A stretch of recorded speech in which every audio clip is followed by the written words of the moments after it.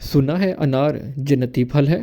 یہ تو ٹھیک ہے، قرآن مجید سے بھی یہ بات ثابت ہے کہ انار ایک جنتی پھل ہے، لیکن اب اس میں بعض لوگوں سے ہم نے سنا ہے کہ جو بھی انار ہم کھاتے ہیں اس میں ایک دانہ اس جنتی انار کا بھی ہوتا ہے، تو یہ بات بالکل درست نہیں، ایسی کوئی حدیث نہیں اور نہ ہی ایسے غیبی امور کو بیان کرنا چاہیے۔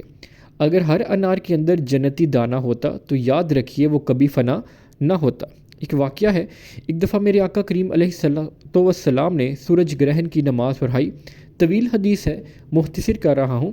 نماز پڑھاتے آپ صلی اللہ علیہ وآلہ وسلم نے اپنا دست مبارک اوپر اٹھایا اور پھر نیچے کر لیا۔